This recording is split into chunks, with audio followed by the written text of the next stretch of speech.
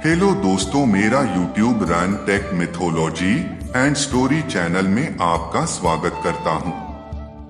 रामायण बालकांड अलभ्य अस्त्रों का दान। मार्ग में एक सुरमय सरोवर दृष्टिगत हुआ। सरोवर के तट पर रुककर विश्वामित्र कहा, हे राम, ताड़का का वध करके तुमने बहुत बड़ा मानव कल्याण का कार्य किया है। मैं तुम्हारे इस कार्य, पराक्रम एवं चातुर्य से अत्यधिक प्रसन्न हूँ। मैं तुम्हें कुछ ऐसे दुर्लभ अस्त्र प्रदान करता हूँ जिनकी सहायता से तुम दुर्दमनीय देवताओं, राक्षसों, यक्षों, नागादिकों को भी परास्त कर सकोगे। ये दंडचक्र, धर्मचक्र, कालचक्र और इंद्रचक्र नामक अस्त्र हैं। इन्हें तुम धारण करो। इनके धारण करने के पश्चात तुम किसी भी शत्रु को परास्त करने का सामर्थ्य प्राप्त कर लोगे।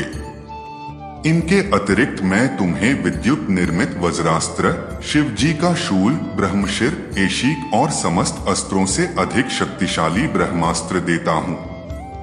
इन्हें पाकर तुम तीनों लोकों में सर्वाधिक शक्ति संपन्न हो जाओगे।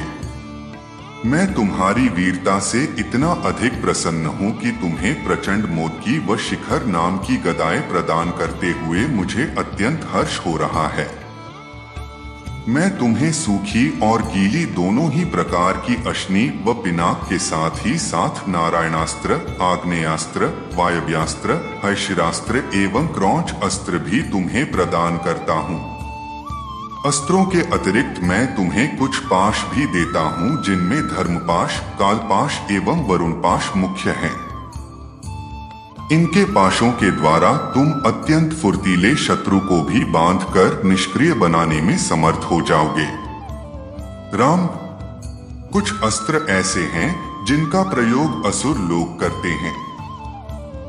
नीति कहती है कि शत्रुओं को उनके ही शस्त्रास्त्रों से मारना चाहिए। इसलिए मैं तुम्हें असुरों के द्वारा प्रयोग किए जाने वाले कंकाल, मुसल, घोर कपाल और किंकणी नामक अस्त्र भी देता हूं। कुछ अस्त्र का प्रयोग विद्याधर करते हैं। उनमें प्रधान अस्त्र हैं खड्ग, मोहन, प्रस्वापन, प्रशमन, सौम्य, वर्षण, संतापन, विलापन, मादनास्त्र, गंधर्वास्त्र, मानवास्त्र, पैशाचास्त्र, तामस और अद्वितीय सौम्नास्त्र। इन सभी अस्त्रों को भी मैं तुम्हें देता हूँ। ये मौसलास्त्र, सत्यास्त्र, असुरों का मायामय अस्त्र और भगवान सूर्य का प्रभास्त्र हैं, जिन्हें दिखाने मात्र से शत्रु निस्तेज होकर नष्ट हो जाते हैं। इन्हें भी तुम ग्रहण करो। अब इन अस्त्रों को देखो, ये कुछ विशेष प्रकार के अस्त्र हैं। ये सोम देवता द्वारा प्रयोग किए जाने वाले शिशर एवं दारुण नाम के अस्त्र हैं। शिशर के प्रयोग से शत्रु शीत से अकड़कर और दारुण के प्रयोग से शत्रु गर्मी से व्याकुल होकर मूर्छित हो जाते हैं।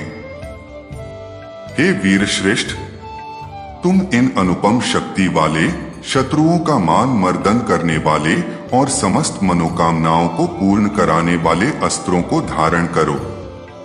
इतना कहकर महामुनि ने संपूर्ण अस्त्रों को, जो देवताओं को भी दुर्लभ हैं, बड़े स्नेह के साथ राम को प्रदान कर दिया। उन अस्त्रों को पाकर राम अत्यंत प्रसन्न हुए और उन्होंने श्रद्धा के साथ गुरु को चरणों में प्रणाम किया और कहा, गुरुदेव, आपकी इस कृपा से मैं कृतार्थ हो गया हूँ। अब देवता, दैत्य, राक्षस, यक्ष आदि कोई भी मुझे परास्त नहीं कर सकता। मनुष्य की तो खैर बात ही क्या है। किंतु मुनिवर, इसी प्रकार के अस्त्र गंधर्वों, देवताओं, राक्षसों आदि के पास भी होंगे और उनका प्रयोग वे मुझ पर भी कर सकते हैं। कृपा करके उनसे बचने के उपाय भी मुझे बताइए। इसके अतिरिक्त ऐसा भी उपाय बताइए जिससे इन अस्त्रों को छोड़ने के पश्चात अपना कार्य करके ये अस्त्र पुनः मेरे पास वापस आ जावें। राम के इस प्रकार कहने पर विश्वामित्र बोले, राघव, शत्रुओं के अस्त्रों को मार्ग में ही काटकर नष्ट करने वाले इन सत्यवान, सत्यकीर्ति, प्रतिहार, पराड़मुख, अवान्मुख, लक्ष्य, उपलक्ष्य आदि इन अस्त्रों को भी तू ग्रहण करो। इन अस्त्रों को देने के बाद गुरु विश्वामित्र ने राम को वे विधियां भी बताईं जिनके द्वारा प्रयोग किए हुए अस्त्र वापस आ जाते हैं। चलते चलते वे वन के अंधकार से निकलकर ऐसे स्थान पर पहुंचे जो भगवान भास्कर के दिव्य प्रकाश से आलोकित हो रहा था और सामने नाना प्रकार के सुंदर वृक्ष, मनोरम उपत्यका एवं मनोमुग्धकारी दृश्य दिखाई दे रहे थे। रामचंद्र ने विश्वामित्र से पूछा, हे मुनिराज, सामने पर्वत की सुंदर उपत्यकाओं में हरे हरे वृक्षों की जो लुभावनी पंक्तियां दृष्टिगत हो रही हैं, उनके पीछे ऐसा प्रतीत होता है कि जैसे कोई आश्रम है। क्या वास्तव में ऐसा है या यह मेरी कल्पना मात्र है? वहां सुंदर सुंदर मधुरभाषी पक्षियों के झुंड भी दिखाई दे रहे हैं, जिससे प्रतीत होता है कि मेरी कल्पना निराधार नहीं है। हेलो दोस्तों, वीडियो को देखकर अच्छा लगा है तो कृपया लाइक, शेयर और सब्सक्राइब जरूर कीजिएगा। धन्यवाद।